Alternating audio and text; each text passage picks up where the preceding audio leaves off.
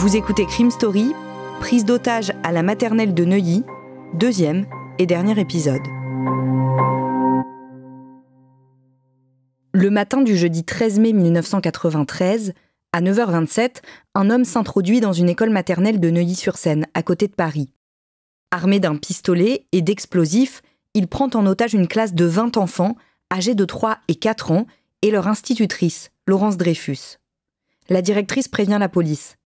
Rapidement, le RAID, la BRI, le préfet et le maire de Neuilly, Nicolas Sarkozy, tentent de négocier avec le forcené, qui se fait appeler HB, et qui exige une rançon de 100 millions de francs, environ 15 millions d'euros, livrée avant 16 heures. À 16 heures, l'ultimatum donné par HB expire. Pourtant, l'école reste calme. Depuis plus de 2 heures, le forcené a commencé à libérer des enfants au compte-gouttes. Ils sont encore 15 dans la classe. À 16h40, un groupe de CRS pénètre dans l'établissement. Au même moment, on voit sortir l'ancien directeur de cabinet de Charles Pasqua. Mais ces mouvements n'annoncent pas une intervention du RAID. Assis à une table d'écoliers au milieu des enfants, l'homme armé se méfie. Et le préfet a interdit tout assaut avant que tous les otages ne soient libérés. Vers 17h, 3 autres enfants sont relâchés. Il en reste encore 12 détenus dans la classe. Alors que les pourparlers se poursuivent dans le calme, spontanément, d'autres parents d'élèves apportent des couvertures, des peluches, des petites doses de réconfort. Plus tard, le maire de Neuilly ressort alors de l'école et se dirige vers la foule massée devant le périmètre de sécurité. Nicolas Sarkozy demande « Est-ce qu'il y a parmi vous un journaliste de TF1 ?» Jean-Pierre Abou, qui a été envoyé sur place par sa rédaction, se désigne. Le maire l'invite à venir avec lui et pendant qu'il traverse la cour de l'école, il lui révèle que c'est le preneur d'otages qui a eu cette exigence. Il veut voir un journaliste de TF1. Nicolas Sarkozy explique à Jean-Pierre Abou que la seule chose qu'on sait, c'est que l'homme a des explosifs et que le chef du RAID a négocié qu'il libère un enfant chaque fois que l'on accède à l'une de ses demandes. Jean-Pierre Abou est emmené jusque dans le bureau de la directrice où il rencontre un psychiatre qui lui indique qu'il va falloir écouter le preneur d'otages sans le contrarier. En arrivant devant la salle, Jean-Pierre Abou découvre des dizaines d'hommes du RAID collés contre le mur. Puis le journaliste est conduit devant la salle de classe. Il ouvre la porte et entre. Dans un coin, une dizaine d'enfants chantent une comptine avec leur maîtresse. Et derrière une armoire, HB est assis sur une petite chaise avec une musette sur le ventre et, à la main, un dispositif pour tout faire sauter. Le preneur d'otages parle au journaliste de manière posée. De sa musette, il sort des feuilles et lui dit qu'il l'a fait venir pour démentir les conneries qu'il entend à son sujet. Sa prise d'otage n'est pas politique, dit-il. Ce qu'il veut, c'est de l'argent, 100 millions de francs. Il veut aussi quitter l'école en direct pendant la grand-messe de TF1 à 20h pour éviter d'être abattu par les policiers. En fin de journée, des fonds libérés par la Banque de France sont apportés à bord d'une fourgonnette blanche sur place et livrés aux forcenés dans 3 caisses bleues. Les autorités affirment que depuis le début de la prise d'otage, 52 millions ont été livrés à HB, une somme énorme. En réalité, il y en a moins. Mais le preneur d'otage ne l'a pas encore remarqué. La police semble alors décider à refuser tout nouveau compromis. Les agents essaient autre chose. Ils veulent convaincre HB de libérer les derniers enfants et de prendre à leur place en otage leurs parents. Il refuse. Il accepte en revanche de quitter l'école, mais dans des conditions très précises, à bord d'une Renault Espace et avec des enfants. Un moyen de s'assurer qu'on ne lui tirera pas dessus. Pour les négociateurs, il est hors de question d'emmener les enfants où que ce soit. C'est sur ce statu quo que la nuit tombe. Pour certains des 12 enfants encore détenus, ce sera la première sans leurs parents. Toujours au premier plan, Nicolas Sarkozy ne quitte la maternelle que pour aller chercher des sacs de billets de banque qu'il rapporte ensuite aux preneurs d'otages. Damien, ça donne des images de scènes assez lunaires avec le ministre du budget qui amène lui-même des sacs pleins d'argent à un preneur d'otages. Oui, on pourrait dire que en même temps, c'est peut-être le mieux placé pour récupérer tous ces billets, mais effectivement, c'est pas tellement dans l'habitude d'un ministre de se livrer à ce genre d'exercice, c'est-à-dire d'être à la fois négociateur avec un preneur d'otages et de lui apporter lui-même la rançon. Dans la nuit, le forcené réalise que la somme n'y est pas. Oui, il procède à un comptage, une vérification de ce qu'il y a dans les sacs de billets, et il y a une altercation entre lui et Nicolas Sarkozy, parce qu'il reproche à Nicolas Sarkozy d'avoir mis dans ses sacs des marques, c'est-à-dire de la monnaie allemande, et des dollars. Donc finalement, ça fait pas le bon montant en francs. Et il lui dit, c'est très grave ce que vous venez de faire, vous rendez-vous compte que vous m'avez menti. Plus tard, dans cette même nuit de jeudi à vendredi, c'est un peu au tour de Nicolas Sarkozy de perdre son sang-froid. Tout le monde est fatigué. Cette anecdote, elle sera retracée plus tard dans un extrait de l'émission Secret d'actualité qui date de 2001 sur cette prise d'otage. Il est alors 1h du matin lorsque le maire de Neuilly revient à la maternelle avec une nouvelle sacoche remplie de liasses de billets, et il est accueilli par un HB assez remonté qui lui dit « je fais pas ça pour l'argent ». Et là, Nicolas Sarkozy sort de ses gonds et lui rétorque « moi je me suis cassé les pieds pour trouver l'argent, j'ai traversé la moitié de Paris pour ça, alors l'argent, vous allez le prendre ». Puis il déverse les billets sur le sol et il ajoute « voilà les liasses, vous les gardez, vous les comptez, c'est pas un enfant que je vais prendre, c'est 2 ». Finalement, il va perdre ce bras de fer, en quelque sorte, Nicolas Sarkozy, puisqu'il ne va quitter la salle qu'avec un seul enfant, c'est-à-dire ce qui était la règle du jeu, entre guillemets, entre le preneur d'otage et les négociateurs. Cet enfant, c'est une petite fille, elle s'appelle Mélanie. Le vendredi 14 mai au matin, ça fait 24 heures que la prise d'otage a débuté et la situation n'a pas évolué. Pas vraiment. Nicolas Sarkozy a dormi sur un lit de camp, lui, dans la loge de la gardienne de l'établissement.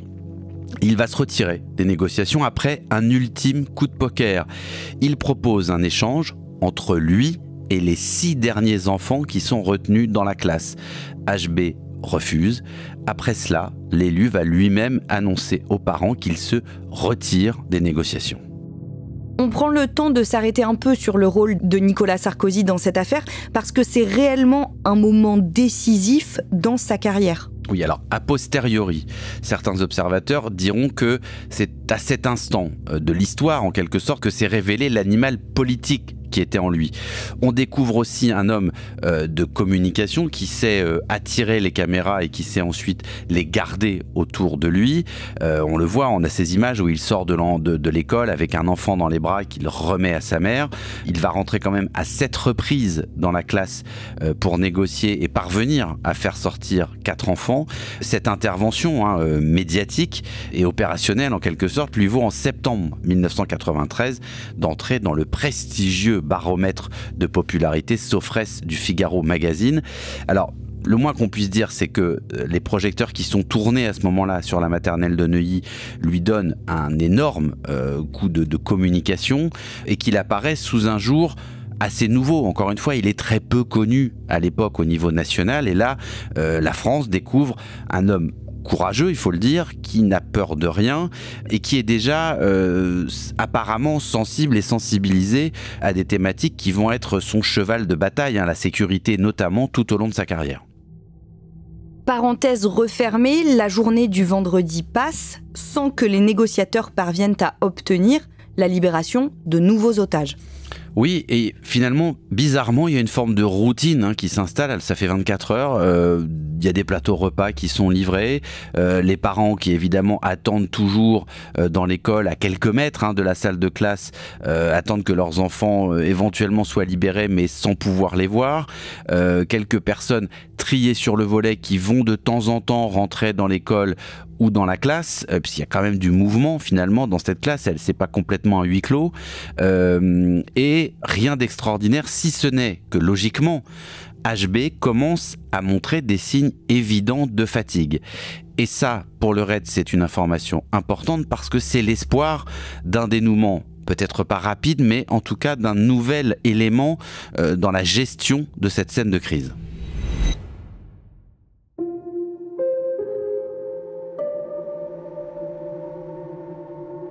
Vers 15h le vendredi, les enfants dorment et Laurence Dreyfus, l'institutrice, est autorisée par HB à sortir de la classe pour donner des nouvelles aux parents. Le preneur d'otages, qui commence à montrer quelques signes d'énervement, dit dans un premier temps qu'il ne veut plus la voir. Puis il change d'avis et accepte qu'elle revienne. À 15h30, les négociations reprennent entre le forcené et les membres de la cellule de crise.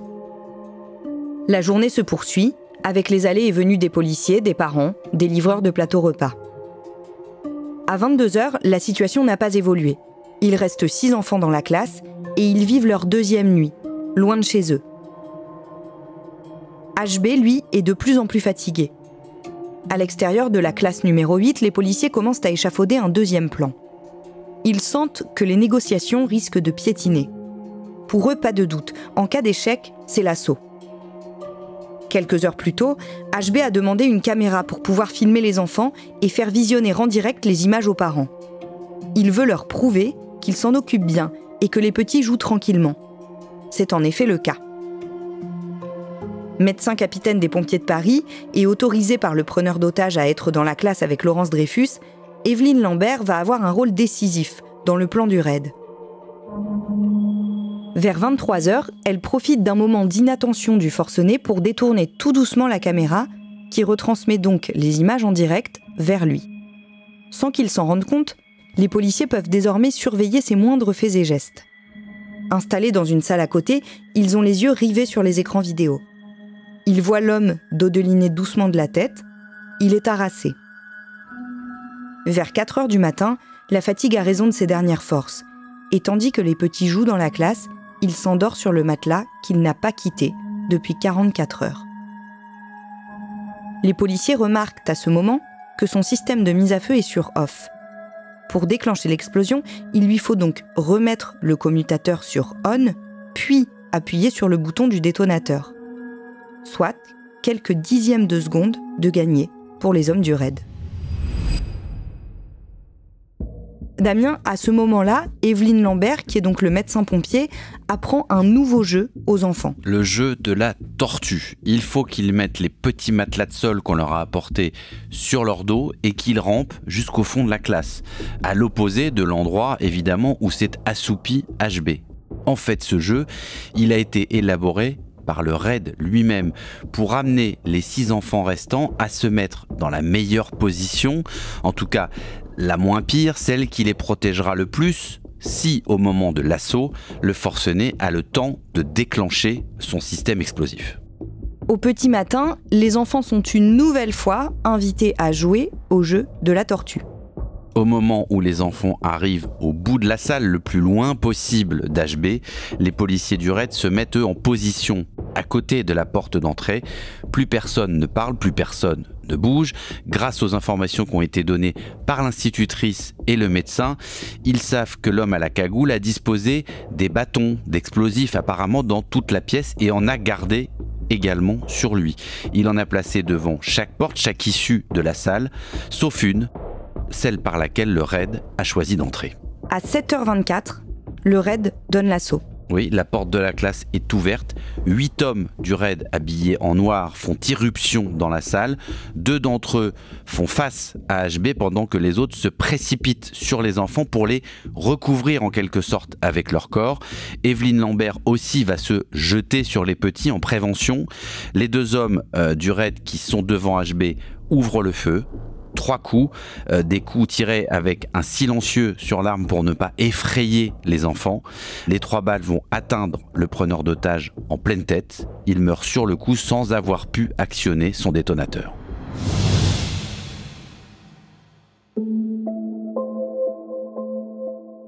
Après 46 heures de prise d'otage, tous les enfants de la classe numéro 8 et leur institutrice Laurence Dreyfus sont sains et saufs. Human Bomb est mort. Car c'était ça que signifiaient les initiales HB, bombe humaine. Quelques heures avant l'assaut, le forcené l'a confié à Laurence Dreyfus. Désormais, on a même son nom, car il a sur lui sa carte d'identité. Human Bomb, ou HB, s'appelle en réalité Eric Schmidt. Son profil est aussi ordinaire que son histoire. Âgé de 42 ans, il a grandi dans un petit village de l'Hérault à côté de Béziers, où il est arrivé avec sa famille d'Algérie, en 1963, quelques mois après la proclamation de l'indépendance. Eric y était né 11 ans plus tôt, le 31 juillet 1951. Son père, Camille, est très rigide avec ses enfants. Sa mère, Marie, est très pieuse. Dès l'adolescence, Eric choisit d'intégrer l'armée de terre. Il la quitte sous-officier 7 ans plus tard, en 1974. Eric a 23 ans et il monte à Paris. Il se marie en 1975, mais l'idylle tourne court. Sa femme et lui se séparent peu de temps après, sans que la plupart de ses proches ne l'aient rencontré. C'est une grande blessure pour lui qui rêvait d'avoir des enfants. Selon un de ses amis, ça restera même le grand échec de sa vie. Eric Schmidt décide alors de se concentrer sur le travail. À l'aube des années 80, il achète un 3 pièces à Rosny-sous-Bois, en Seine-Saint-Denis, et y fonde une société spécialisée dans l'électronique et l'informatique. L'homme vit seul. Ses parents lui rendent un peu visite, et c'est tout. Un voisin se rappelle que pendant les 7 ans qu'il a passés ici, il ne lui a jamais vu de compagne, ni même d'amis. Son entreprise, en revanche, marche bien, très bien même. 3 agences, une quarantaine de salariés, et pour Eric, enfin, une forme de reconnaissance. Il est satisfait de sa réussite qu'il affiche en roulant dans une grosse voiture. En 1987, la petite vie rangée qu'il s'est construite déraille. Un conflit éclate entre Eric et certains de ses salariés qui veulent prendre le contrôle de l'entreprise. Il perd une partie de sa clientèle, son chiffre d'affaires s'effondre. Quelques mois plus tard, la société fait faillite et sa dette s'élève à 10 millions de francs. C'est le début d'une longue descente aux enfers. Eric n'a plus les moyens de garder son appartement de Rosny-sous-Bois qu'il revend. Au premier échec professionnel, s'en ajoute un second. Eric croit enfin sortir un peu la tête de l'eau quand il rencontre sur une plage une Brésilienne dont il tombe éperdument amoureux. Durant 3 mois, ils ne se sont pas quittés, se souvient un de ses amis. Et puis elle a dû rentrer précipitamment au Brésil. Elle n'est jamais revenue. Damien, en 1992, 1 an avant la prise d'otage, Eric Schmidt est licencié. Ouais, il va aller pointer au chômage à Béziers, dans l'Hérault. C'est vraiment la dégringolade absolue, sur le plan professionnel, sur le plan personnel, ce qui d'ailleurs permettra à ses amis de comprendre comment Eric Schmidt a pu en arriver jusque-là, même s'ils n'ont jamais imaginé cette fin dans cette prise d'otage dans une maternelle. Lui, en tout cas, a laissé 4 lettres à son père avant de quitter le domicile familial de l'Hérault pour remonter sur Neuilly. 4 textes manuscrits qui ont été rédigés à des dates différentes et enfermés dans une large enveloppe de papier Kraft qu'il avait déposé bien en évidence sur un meuble de sa chambre après avoir écrit dessus le prénom de son père qui était Camille. Ça se terminait, ces lettres, par un au revoir. Il ne dévoilait en revanche rien de son projet un peu fou dans cette maternelle de Neuilly. En revanche, il expliquait assez longuement les problèmes d'argent qu'il rencontrait, dans lesquels il se trouvait, sa longue période de chômage, ses procès aussi avec ses anciens associés, enfin tout ce qui l'avait marqué depuis toutes ces années. Il soulignait aussi son grand désarroi moral et son envie de prendre un peu l'air. On voit bien un homme en bout de course qui a vu s'écrouler en peu de temps tout ce qu'il avait mis des années à construire. Il faut préciser qu'il est resté très doux avec les enfants et c'est un élément qui compte. Oui, et auquel il tenait d'ailleurs lui-même, parce que rappelez-vous, quand il a été qualifié de forcené, il s'est tout de suite agacé en disant qu'il était gentil avec les enfants. Lui, évidemment, n'avait pas à l'idée le traumatisme que ça peut être pour des enfants d'être pris en otage, mais effectivement, il n'a commis aucune violence particulière physique sur ses enfants. Certains diront même qu'en fait cet acte dans cette maternelle de Neuilly était une forme de suicide en réalité pour Eric Schmidt. Il savait qu'en faisant cela, il allait mourir. Il n'a jamais tellement souhaité ni porter atteinte à la vie des petits, ni à leur intégrité physique. D'ailleurs, Evelyne Lambert, qui a été à la fois témoin, actrice de cette prise d'otage, reconnaît qu'il avait, elle le dira, un excellent contact avec les enfants. Il leur donnait du papier pour dessiner, il les faisait jouer, dira-t-elle. Il leur expliquait qu'il ne leur voulait pas de mal. Laurence Dreyfus, l'institutrice, dira la même chose. D'ailleurs, ça va presque devenir tout ça un argument politique. La gauche, une certaine partie de la gauche, dénonçant l'assaut porté par le RAID, un assaut extrêmement rapide et surtout extrêmement létal, c'est-à-dire que les policiers rentrent et immédiatement ouvrent le feu, tirent dans la tête de Eric Schmidt, donc ne lui laissent entre guillemets aucune chance, mais enfin c'était quand même le principe de l'assaut, et certains diront que c'est une peine de mort qui ne dit pas son nom. Certains disent ça parce qu'on apprend après coup qu'Eric Schmitt a été endormi. Oui, alors c'est les petits secrets d'une intervention. Pour s'assurer que Eric Schmitt serait à la fois endormi et bien endormi au moment de l'assaut, puisque c'était une des conditions de réussite de cet assaut, les hommes du raid avaient au préalable versé un somnifère dans les tasses de café qui étaient régulièrement apportées aux preneurs d'otages dans la classe. Par précaution d'ailleurs, Evelyne Lambert, qui était médecin, un capitaine des pompiers, qui était restée dans la classe auprès de l'institutrice pour s'occuper des enfants, avait été mise dans le secret justement de cette administration de somnifères, et elle devait elle-même s'assurer de visu que Schmitt était assoupi, endormi, et même il avait été convenu d'un signal entre elle et les policiers du raid. Elle devait déboutonner sa veste devant l'objectif d'une mini-caméra qui avait été placée à travers le mur par le raid pour signifier, pour donner le top en réalité aux policiers qu'ils pouvaient intervenir. Et donc le matin du samedi 15 mai 93, quand Eric Schmitt s'endort, Evelyne Lambert vérifie qu'il est endormi, elle le secoue beaucoup, elle fait bouger aussi bruyamment des meubles par les enfants dans la classe, des tables, pour voir s'il réagit, et comme il reste inerte, elle fait alors le fameux signal convenu avec le raid.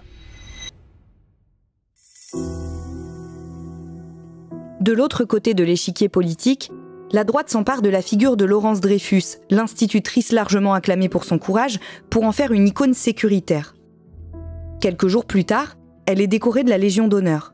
Mais elle n'est pas là. Perturbée par ce qu'elle vient de vivre, elle a préféré partir chez ses parents avec son mari et sa petite fille de 20 mois. Elle donnera sa seule interview dans les jours qui suivent, à Paris Match. Puis elle quitte l'Éducation nationale pour devenir psychologue. Laurence Dreyfus vit mal d'être traitée en héroïne, alors qu'elle considère avoir agi comme n'importe quel instituteur l'aurait fait à sa place. 5 ans plus tard, en 1997, elle publie « Chronique d'une prise d'otage », récit qui retrace les 46 heures qu'elle a vécues et qui détaille les tourments que cette tragédie a provoqués chez elle.